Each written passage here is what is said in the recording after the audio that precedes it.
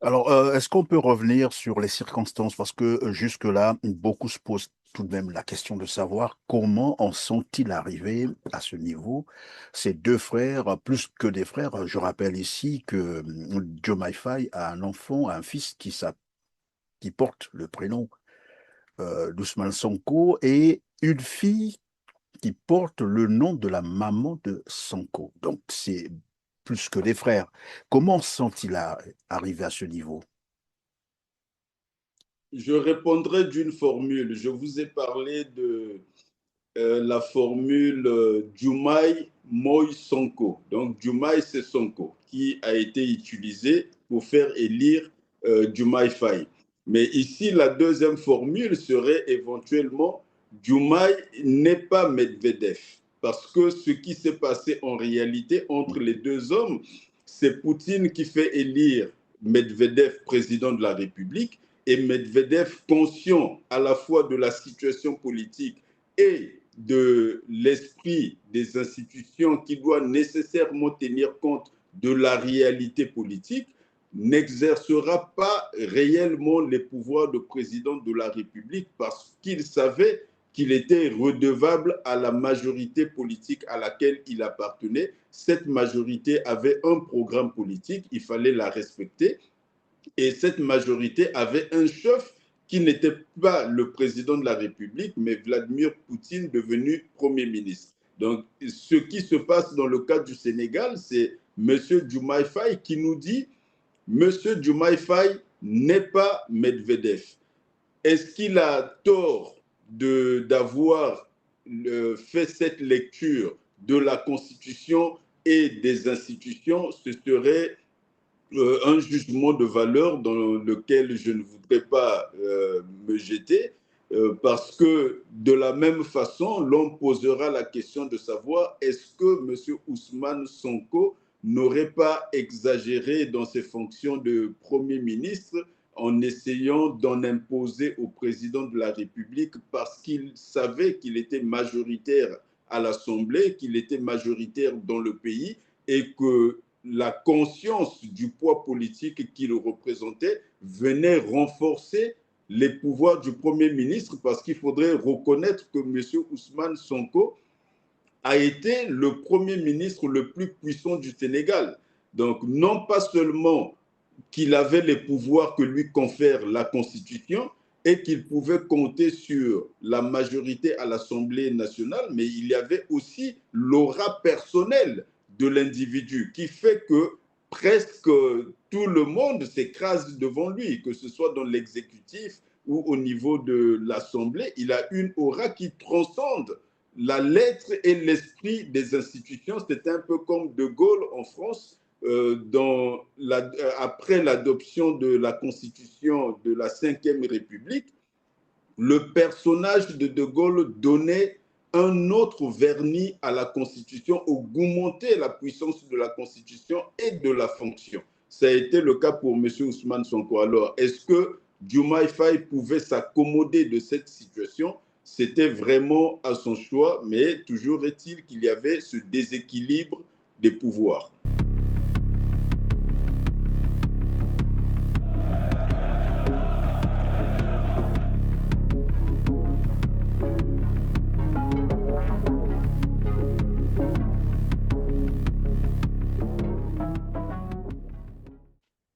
Bonjour, maître Charles Alcé Poitiers-Amar. Bonjour, Monsieur Perrin. Merci, je rappelle à nos téléspectateurs que vous êtes avocat au barreau de Paris et du Québec, leader des Patriotes. En tout cas, grand merci encore de nous rejoindre sur R7 pour analyser la situation politique au Sénégal. Comme vous le savez, l'ancien Premier ministre sénégalais Ousmane Sonko, limogé le 22 mai dernier, il y a donc 5 jours de cela, de ses fonctions, vient d'être élu président de l'Assemblée nationale du Sénégal ce 26 mai 2026, obtenant ainsi 132 voix sur 133, exprimées avec une seule abstention et aucun vote contre. Quelle analyse vous inspire évidemment la situation politique au Sénégal avec ce nouveau développement? Nous sommes en train de vivre un drame, dans le sens que c'est une évolution ou encore une pratique des institutions qui était inattendue. Le Sénégal est un pays habituellement assez stable dans la vie de ses institutions. Donc ici, nous observons un phénomène qui est nouveau. D'abord que le président, le premier ministre qui est révoqué devienne président de l'Assemblée nationale. Ça s'était passé à l'époque avec Macky Sall, mais ce n'était pas dans un contexte conflictuel avec le président Abdoulaye Wade. Donc Macky Sall quittait ses fonctions et devenait président de l'Assemblée nationale, mais ce n'était pas dans un contexte conflictuel. Donc ce n'est pas la première fois qu'un ancien Premier ministre devienne président de l'Assemblée nationale au Sénégal. Ce qui est nouveau ici, c'est le contexte conflictuel entre le président de la République et l'ancien Premier ministre. Oui, mais vous parlez déjà de drame et de conflit, alors que, à première vue, ça peut paraître normal, le président, et cela est d'ailleurs contenu dans la Constitution du Sénégal. C'est l'article 49. Le président nomme évidemment le Premier ministre et peut mettre fin à ses fonctions. C'est pareil aussi pour Ousmane Sonko, qui vient d'être élu président de l'Assemblée nationale. Il est député et tout normal puisque le président de l'Assemblée avait démissionné. Qu'est-ce qu'il y a de drame et de conflictuel là-dedans? Quand je parle de drame, ce n'est pas dans le sens négatif, je ne parle pas de tragédie. Drame simplement par rapport à l'accélération des événements dans le pays, ce qui se passe dans un laps de temps relativement réduit.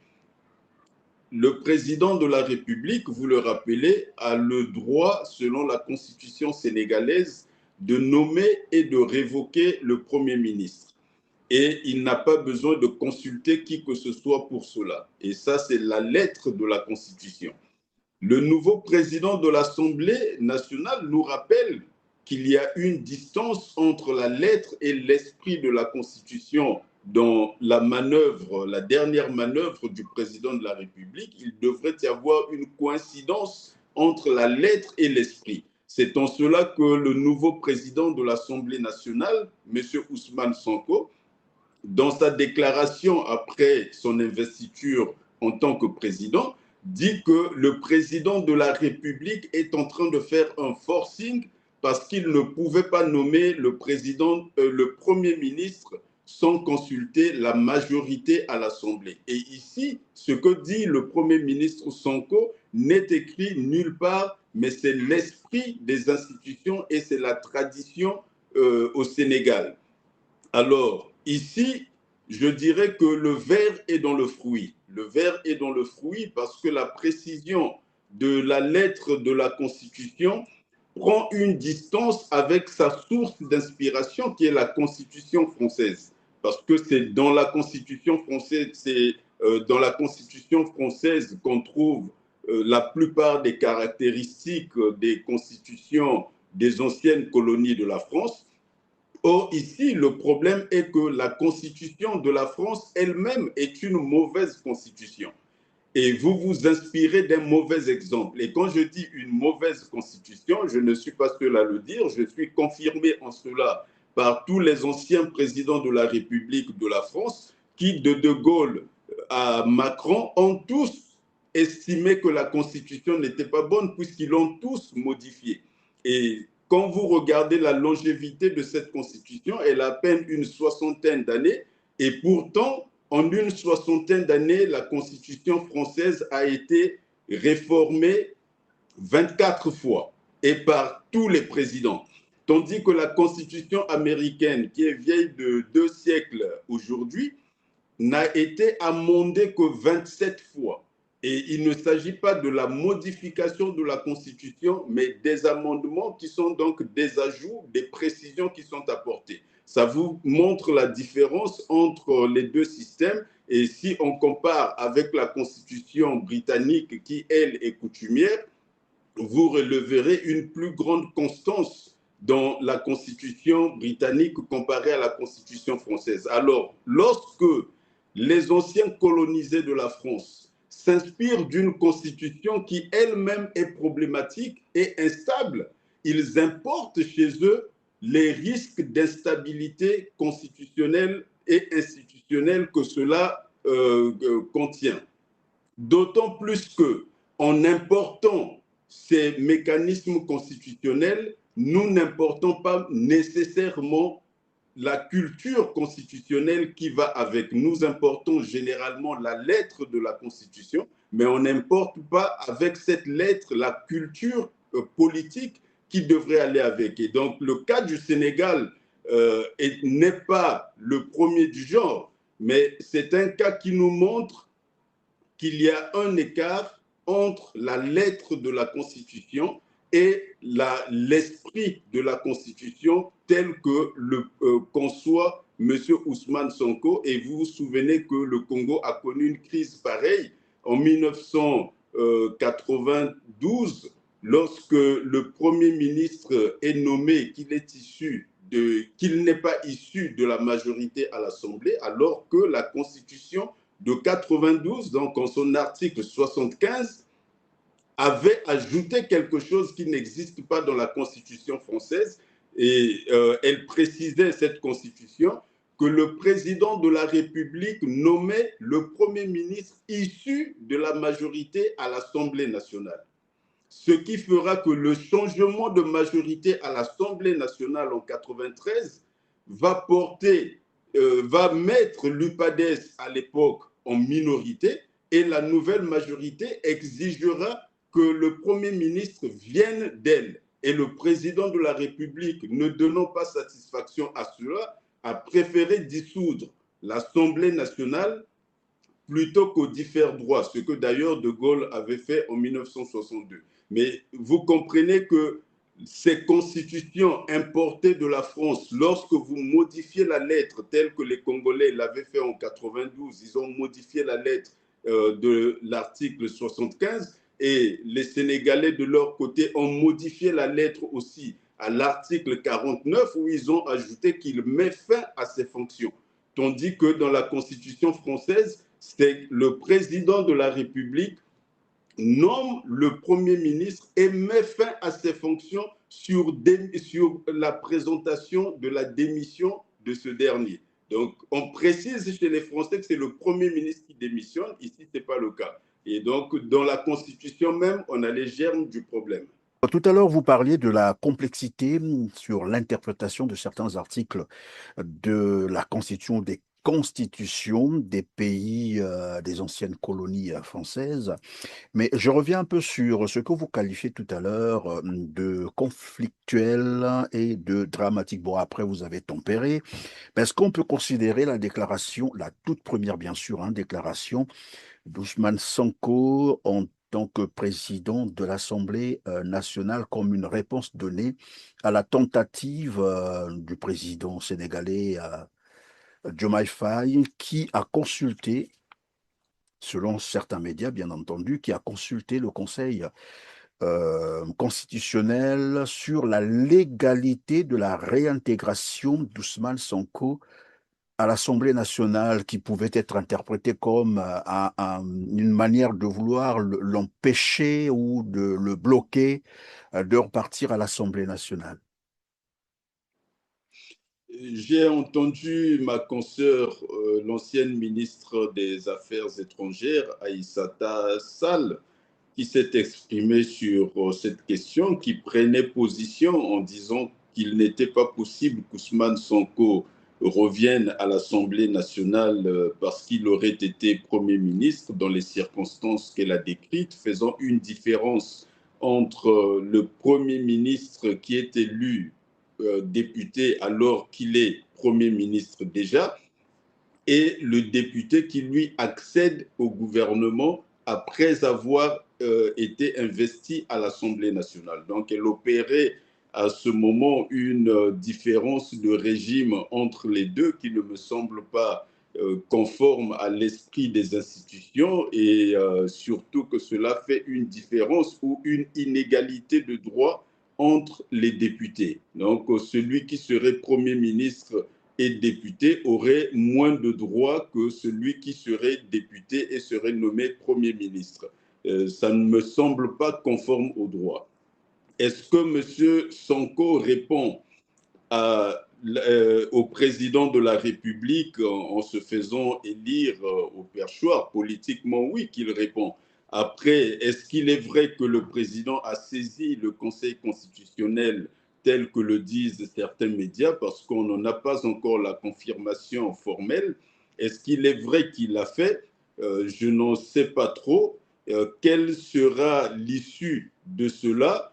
En 2024, déjà, le Conseil avait été saisi concernant l'élection du président de l'Assemblée nationale et le Conseil avait renvoyé les partis à l'application du règlement de l'Assemblée nationale qui, il faut le rappeler, est adopté après avis de conformité du Conseil constitutionnel. Donc, dès lors que le règlement de l'Assemblée nationale est acquis à la conformité de la Constitution, son application poserait des problèmes qui seraient plutôt de nature politique que juridique. Ce qui avait fait que le Conseil constitutionnel, en ce temps-là, s'était déclaré incompétent à se prononcer sur une affaire éminemment politique. Il est fort probable qu'il fasse exactement la même chose s'il était saisi en cette circonstance. Toutefois, il faudrait rappeler que la constitution sénégalaise opère une différence entre les avis du Conseil constitutionnel et les décisions du Conseil constitutionnel. Autant il précise que les décisions du Conseil constitutionnel s'imposent au pouvoir public et aux juridictions, autant il ne dit rien des avis du Conseil constitutionnel. Et donc ici, ce sera un simple avis et comme dans la particularité du droit constitutionnel, cet avis sera confronté à la réalité politique. Et la réalité politique est que M. Ousmane Sonko a la majorité parlementaire pour lui et de surcroît, il a le soutien populaire. Et donc, s'il résistait à un avis qui n'a aucune autorité venant du Conseil constitutionnel, personne, je pense, ne lui en fera grief parce que ce ne sera qu'un avis et il n'a pas de force contraignante. Oui, mais constitutionnellement parlant, revenons sur l'article 54 de la Constitution du Sénégal qui établit le principe de l'incompatibilité entre la fonction de membre de gouvernement et le mandat parlementaire, ainsi qu'avec, disons, toute autre profession, publique ou privée, à rémunérer. Est-ce que constitutionnellement, puisqu'il a été Premier ministre, il a été révoqué, donc limogé de ses fonctions, et pendant qu'il était Premier ministre, il s'est fait aussi élire député en même temps. Et donc, il avait le choix, soit il gardait sa fonction, donc son statut de député, il renonçait à la primature, ou il gardait la primature, ce qu'il a fait d'ailleurs pour renoncer voilà, à son statut de député. Et maintenant qu'il a été limogé, il est reparti à l'Assemblée. Et là, il y a tout un débat. Et évidemment, lorsque vous rappeliez voilà, Aïssata Sall. voilà qui en Aïssata parle, Sall. elle évoque évidemment cet article pour dire dès lors que Sonko avait renoncé au statut de député, n'a plus le droit de réintégrer l'Assemblée nationale. Quelle interprétation vous en faites? Est-ce que Ousmane Sonko, mais de toute façon, il est déjà président de l'Assemblée. Mais on peut toutefois revenir là-dessus pour comprendre ce qui s'est passé. C'est toujours important parce qu'on ne sait jamais. Tout à l'heure, vous disiez qu'il y a la situation, comme qui dirait, conflictuelle, mais après, on ne sait pas ce que ça va donner dans les jours qui vont suivre. Mais est-ce qu'il était normal et légal que Ousmane Sonko regagne l'Assemblée nationale du Sénégal? D'abord, je précise encore que ma consoeur est députée à l'Assemblée nationale aujourd'hui. Donc, Tout à fait, oui. Maître Aïssata Sall, elle est députée à l'Assemblée nationale. Et c'est cette même Assemblée qui a élu M. Ousmane Sonko, qui l'a d'abord intégré et l'a élu président avec 132 voix sur les 165 Oui, mais il y a une petite précision, que pardon, compte maître. Il y a une l'Assemblée. petite précision, c'est que son groupe Oui. parlementaire, à elle, n'a pas participé à cette élection. Ils ont boycotté l'élection. Je crois que les 30 n'étaient pas là, personne n'était présent. ce groupe représente une infime minorité parce que l'Assemblée compte 165 députés et M. Sonko a pour lui 130. Donc, il reste 135 pour tous les autres. Et elle fait partie de ces 135. Alors, ils ont leur réponse avec leurs 132 collègues qui estiment que M. Ousmane Sonko était parfaitement dans le droit de revenir à l'Assemblée et de surcroît d'être élu le président de cette Chambre.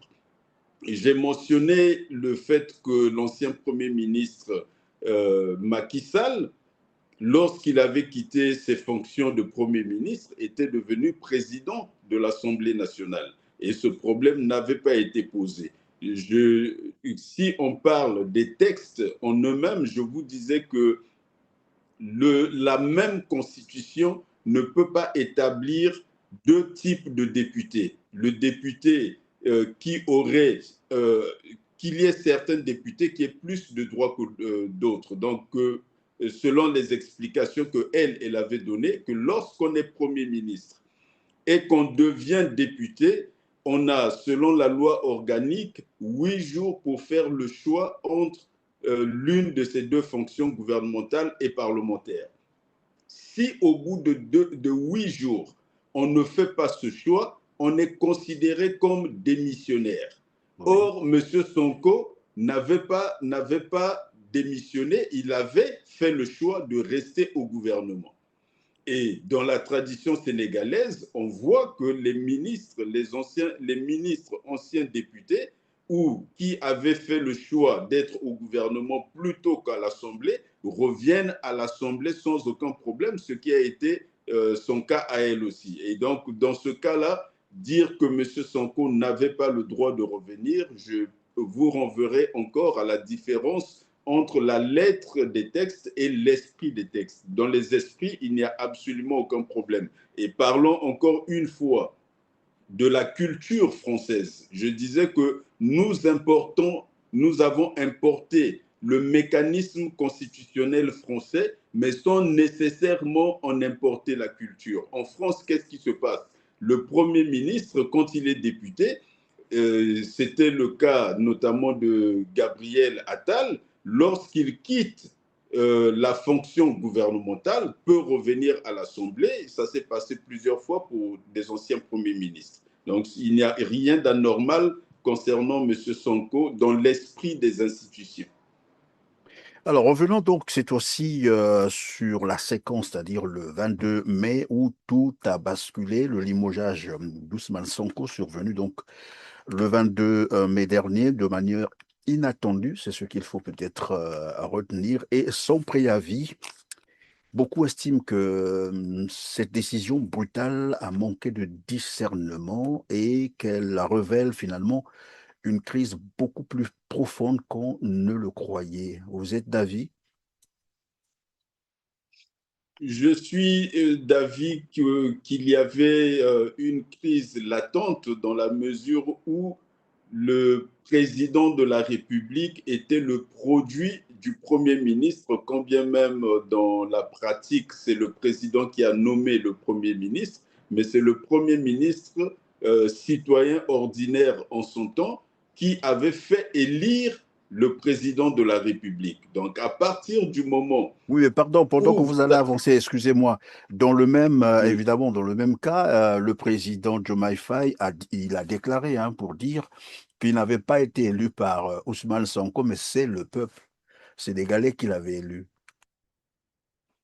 c'est un jeu de mots. La réalité politique est connue par les Sénégalais, que c'était Ousmane Sonko qui faisait élire Diomaye. Vous vous souvenez du slogan Diomaye Moïse Sonko. Donc, Diomaye, c'est Sonko.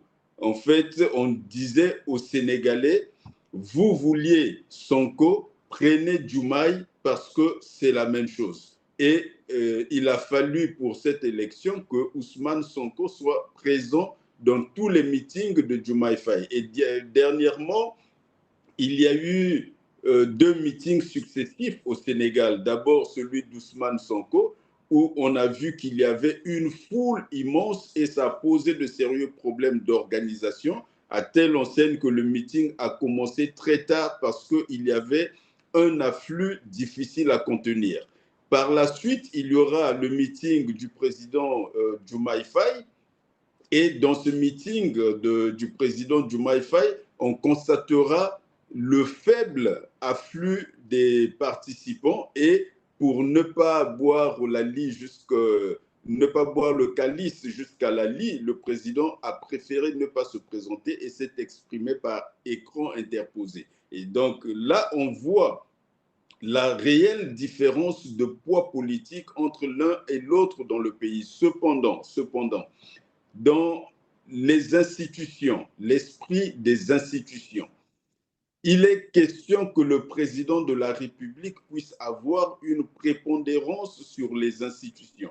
C'est pour ça que je vous parlais de l'importation qui se fait du mécanisme français, mais sans la culture qui va avec. Parce que dans la culture de la Constitution de la Ve République française, le président de la République, selon les mots du doyen Georges Vedel, est la clé de voûte des institutions.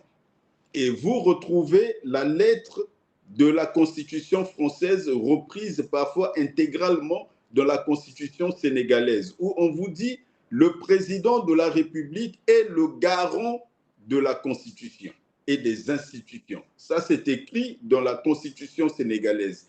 À partir du moment où vous l'avez fait élire, qu'il a l'onction du suffrage universel, le président de la République au Sénégal devient l'homme le plus puissant du pays. Or, curieusement, dans cette circonstance particulière, donc depuis 2024, le président ne pouvait pas se prévaloir de la plénitude des pouvoirs constitutionnels parce que cela ne cadrait pas avec la réalité politique qui faisait que l'homme le plus puissant du pays, en réalité, était le Premier ministre. C'est la première fois que le Sénégal se trouvait dans cette configuration politique où l'homme le plus puissant était le Premier ministre, alors que selon la Constitution, l'homme le plus puissant serait le président de la République. Et ça a dégénéré dans la crise que nous voyons maintenant, mais qui va aller en s'aggravant parce que maintenant que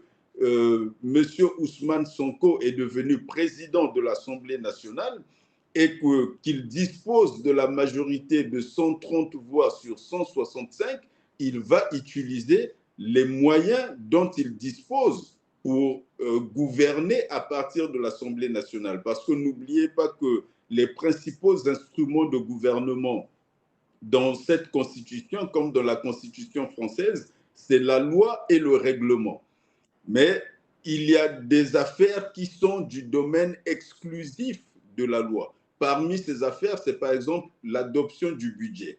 Et c'est un rendez-vous annuel. Donc, il y a un rendez-vous aujourd'hui entre M. Diomaye Faye et M. Sonko au moment de l'adoption du budget qui doit commencer en octobre. On approche de ce moment. Et si la majorité à l'Assemblée veut déranger le gouvernement, évidemment qu'elle n'acceptera pas de voter les lois de ce gouvernement et éventuellement elle pourra mobiliser le pouvoir de censure du gouvernement parce que le vote de la censure du gouvernement est inconditionnel dans la Constitution du Sénégal. On ne dit pas lorsque la loi dit, la Constitution sénégalaise dit que l'Assemblée nationale peut voter la censure du gouvernement, dans cette disposition, il n'y a pas de conditions, ce qui signifie que le nouveau gouvernement qui va être formé pourra être censuré aussi vite qu'il sera formé. Et ça veut dire que là, on est déjà en pleine crise institutionnelle. On y est. Comme je vous ai dit au début, la crise constitutionnelle et institutionnelle, c'est deux termes voisins, mais ces crises-là sont latentes dans les constitutions des anciennes colonies africaines, parce que ces constitutions s'inspirent de la France, mais non pas les praticiens de ces constitutions n'ont pas nécessairement la culture constitutionnelle et politique de la France. Ce qui fait que les crises n'éclatent pas, c'est généralement l'équilibre des pouvoirs. Au Congo, nous avons les mêmes problèmes que dans la constitution sénégalaise, parce que notre nouvelle constitution, que vous chérissez apparemment, puisque vous mentionnez souvent qu'elle est en vigueur, donc cette nouvelle constitution, elle donne elle fait élire le président de la République au suffrage universel, mais confère beaucoup de pouvoir au Premier ministre et déclare le Premier ministre chef du gouvernement. Il n'y a pas de conflit parce qu'il y a coïncidence de majorité. Le président a le contrôle de la majorité à l'Assemblée et le Premier ministre est issu de cette majorité, ne représente généralement pas un poids politique certain. En tout cas, c'est le choix du président Sassou Nguesso de ne jamais prendre de Premier ministre qui puisse avoir un poids politique. Ce qui fait que la crise n'éclate jamais. Nous le voyons jamais la fumée sortir parce qu'il n'y a pas un feu réel. Mais les circonstances pour qu'il y ait le feu, dans la Constitution, elles existent. Et le jour où il y aura un déséquilibre des forces politiques, à ce moment-là, la crise pourrait éclater telle qu'on l'a vu en 1993 dans le cadre de l'ancienne Constitution. Alors, on revient dans le cas du Sénégal. Tout à l'heure, vous parlez du pouvoir de censurer le gouvernement. C'est tout normal parce que finalement, l'Assemblée nationale du Sénégal a ce pouvoir. Mais est-ce que cela veut aussi dire que Diomaye Faye pourrait dissoudre l'Assemblée? Et dans quelles conditions? Il y a un délai qu'il doit observer avant la dissolution. Je ne vais pas m'avancer trop dessus parce que je pense que ça doit être dans l'année de son investiture. On ne peut pas dissoudre l'Assemblée dans l'année ou dans les 2 ans qui suivent son investiture. C'est une question qu'il faudrait vérifier. Mais si toutefois la question de délai est acquise, le président pourra procéder à la dissolution. Mais ce qui pourrait se passer dans ce cas-là, c'est qu'il se retrouve avec une majorité renforcée du PASTEF au pouvoir parce que la jeunesse sénégalaise semble réclamer Ousmane Sonko. Et je vous ai parlé des 2 meetings successifs qu'il y a eu, comment le peuple sénégalais a répondu aux appels à ces 2 meetings. Et s'il y a une dissolution, ce sera un risque à prendre. Si jamais c'est une majorité renforcée qui revient, ou encore si c'est la même majorité qui revenait à ce moment-là, le président sera bien obligé de constater qu'il ne peut pas gouverner en dehors de la majorité à l'Assemblée et il devra faire le choix du Premier ministre que cette majorité désignera. Et c'est là que j'aimerais attirer votre attention sur un personnage aujourd'hui qui est dans un angle mort. Monsieur El Malik Ndiaye, l'ancien président de l'Assemblée nationale, qui a fait et qui est entré dans l'histoire aujourd'hui en montrant sa loyauté à l'égard de son chef politique de façon ostensible et qui sera certainement un homme clé dans le jeu politique qui va se jouer à partir de maintenant. Et il n'est pas exclu qu'il soit lui le prochain Premier ministre désigné par le PASTEF. Alors, est-ce qu'on peut revenir sur les circonstances? Parce que jusque-là, beaucoup se posent tout de même la question de savoir comment en sont-ils arrivés à ce niveau. Ces deux frères, plus que des frères, je rappelle ici que Diomaye Faye a un enfant, un fils qui porte le prénom d'Ousmane Sonko et une fille qui porte le nom de la maman de Sonko. Donc, c'est plus que des frères. Comment sont-ils arrivés à ce niveau? Je répondrai d'une formule. Je vous ai parlé de la formule Diomaye Moi Sonko. Donc Diomaye, c'est Sonko qui a été utilisé pour faire élire Diomaye Faye. Mais ici, la deuxième formule serait éventuellement Diomaye n'est pas Medvedev.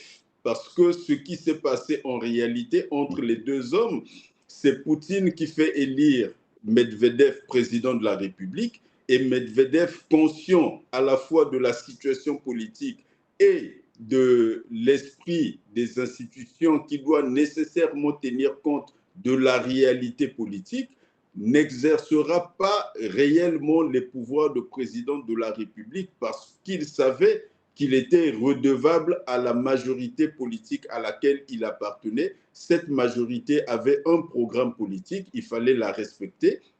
Et cette majorité avait un chef qui n'était pas le président de la République, mais Vladimir Poutine, devenu Premier ministre. Donc, ce qui se passe dans le cas du Sénégal, c'est M. Diomaye Faye qui nous dit « M. Diomaye Faye n'est pas Medvedev ». Est-ce qu'il a tort d'avoir fait cette lecture de la Constitution et des institutions? Ce serait un jugement de valeur dans lequel je ne voudrais pas me jeter, parce que de la même façon, l'on posera la question de savoir est-ce que M. Ousmane Sonko n'aurait pas exagéré dans ses fonctions de Premier ministre en essayant d'en imposer au président de la République parce qu'il savait qu'il était majoritaire à l'Assemblée, qu'il était majoritaire dans le pays et que la conscience du poids politique qu'il représentait venait renforcer les pouvoirs du Premier ministre, parce qu'il faudrait reconnaître que M. Ousmane Sonko a été le Premier ministre le plus puissant du Sénégal. Donc, non pas seulement qu'il avait les pouvoirs que lui confère la Constitution et qu'il pouvait compter sur la majorité à l'Assemblée nationale, mais il y avait aussi l'aura personnelle de l'individu qui fait que presque tout le monde s'écrase devant lui, que ce soit dans l'exécutif ou au niveau de l'Assemblée. Il a une aura qui transcende la lettre et l'esprit des institutions. C'est un peu comme De Gaulle en France, après l'adoption de la Constitution de la Ve République. Le personnage de De Gaulle donnait un autre vernis à la Constitution, augmentait la puissance de la Constitution et de la fonction. Ça a été le cas pour M. Ousmane Sonko. Alors, est-ce que Diomaye Faye pouvait s'accommoder de cette situation? C'était vraiment à son choix, mais toujours est-il qu'il y avait ce déséquilibre des pouvoirs. Oui, parce que je sache, Diomaye Faye est conscient qu'il est président, il est président, comme qui dirait, par substitution, ça, il le sait. Très bien. Est-ce que aujourd'hui, très probablement, qu'il voulait, je ne sais pas, s'affranchir de ce statut pour finalement assumer son pouvoir et entièrement son pouvoir? C'est ce qu'il a voulu faire, mais l'expérience nous montre que dans ce pays-là, parce que c'est un cas particulier au Sénégal, l'expérience nous montre que les deux personnages n'étaient pas calibrés pour faire fonctionner les institutions dans ce sens-là, dans le sens où le président de la République se ferait élire par une majorité qu'il n'avait pas lui personnellement, et que ce qui devrait se passer par la suite, c'était que l'un ou l'autre puisse s'effacer devant la réalité politique. Soit Sonko considérait que M. Ousmane Sonko est devenu, Diomaye Faye Diomaye Faye. est devenu président de la République et qu'il faudrait lui reconnaître la proéminence sur les institutions qu'avaient ses prédécesseurs, donc le traité comme M. Macky Sall ou encore Abdoulaye Wade. Il y avait cette possibilité, mais il s'est trouvé que M. Diomaye Faye était en rupture de continuité de la proéminence des présidents de la République qu'avaient connu ses prédécesseurs, parce qu'aucun de ses prédécesseurs ne s'est trouvé dans la situation particulière dans laquelle lui s'est trouvé. Et M. Sonko aussi, aucun de ses prédécesseurs n'a joui du statut dont il jouissait, lui, jusqu'à sa révocation. Aucun Premier ministre n'avait été aussi populaire, n'avait un parti aussi puissant à l'Assemblée nationale. Et c'était donc une situation imprévue, on naviguait à vue et nous voyons comment ça a évolué avec M. Diomaye Faye qui révoque M. Sonko, qui lui se fait élire président de l'Assemblée nationale. Merci, maître Charles Alessé Poitiers-Amar. Nous sommes presque à la fin de l'heure, malheureusement. Mais bon, on va essayer un peu d'aller vers la République du Bénin, là-bas, pour comprendre s'il y a quelques similitudes avec ce que nous sommes en train d'observer au niveau du Sénégal.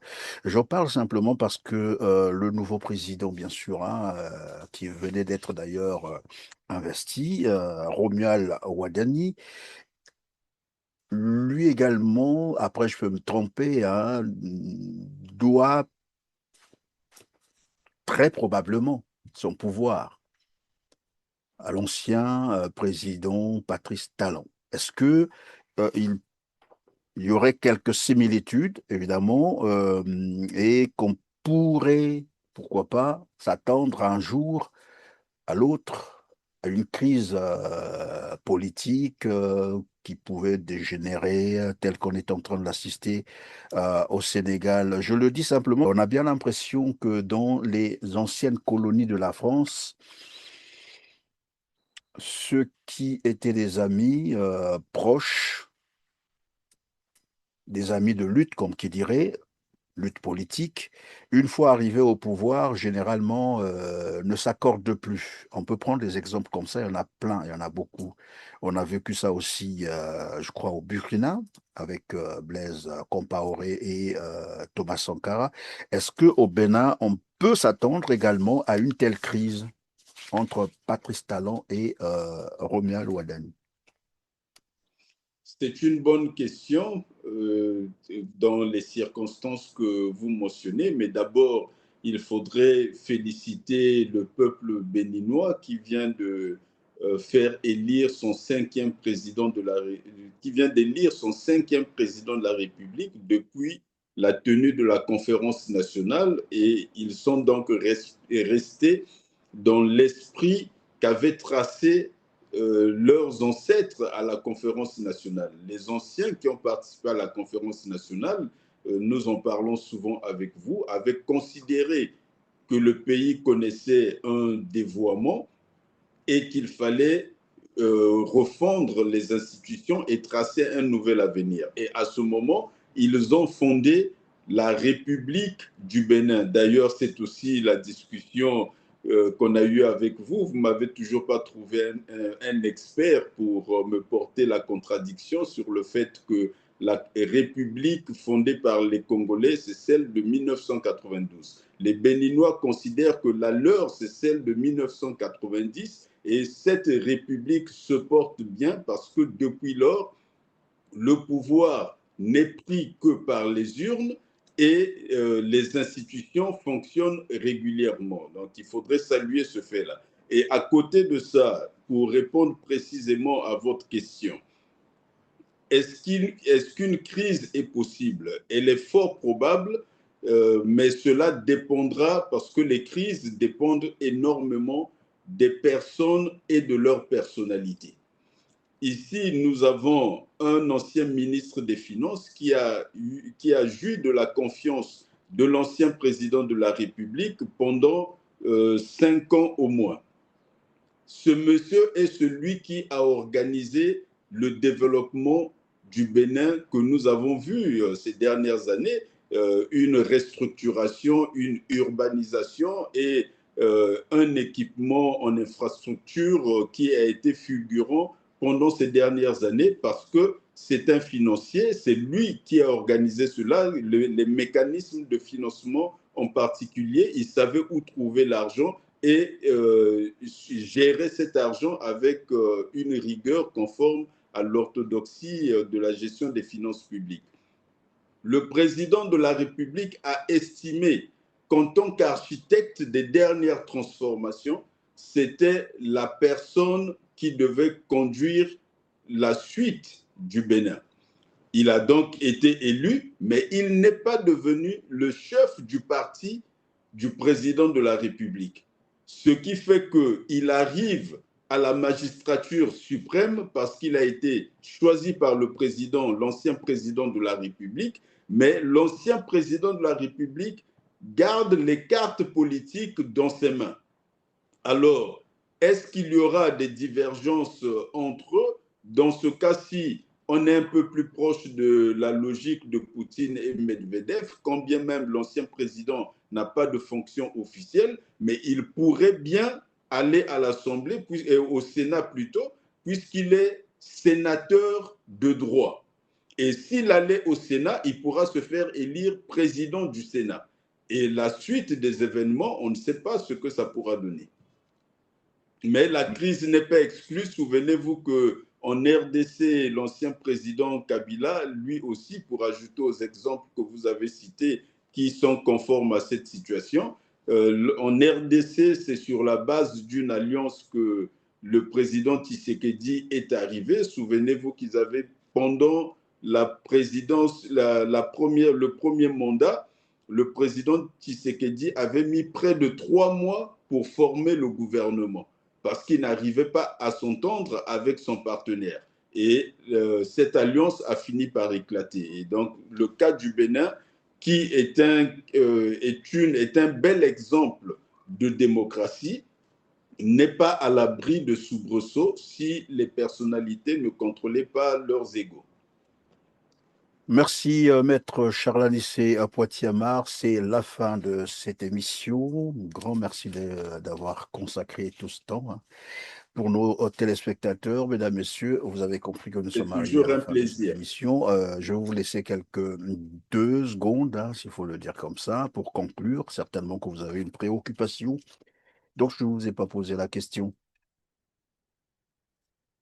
Concernant le sujet principal que nous avons traité, le Sénégal, on espère que cette crise-là ne puisse pas dégénérer. Le personnel politique sénégalais est d'un très haut niveau de formation intellectuelle de façon générale et ils ont une certaine conscience politique qui fait qu'ils savent respecter certaines limites. Et à la différence de la plupart des anciennes colonies africaines, le Sénégal est un pays qui a réussi à faire le passage de la juxtaposition des ethnies et des tribus au peuple et ensuite à la nation. Donc la nation sénégalaise existe, le peuple sénégalais existe, alors que ces deux notions posent encore des difficultés ailleurs. Et donc c'est un pays dans lequel vous avez un peuple qui est une nation et qui a une classe politique responsable. On va estimer et souhaiter que la crise politique à venir ou déjà presque présente, qu'elle ne va pas dégénérer jusqu'à ouvrir la porte à des situations que je ne nommerai pas, mais qui ne sont pas souhaitables. Et pour le Bénin, on va leur souhaiter le meilleur, évidemment, d'autant plus que le nouveau président de la République est jeune et porteur d'espoir, formé en Occident, notamment à Harvard. On va espérer qu'il puisse maintenir le Bénin dans la voie sur laquelle ils se sont lancés, donc du progrès continu. Merci, Maître Charles-Anissé à Poitiers-Amar. C'est la fin de cette émission, chers mesdames, messieurs. On se retrouve très prochainement. Merci.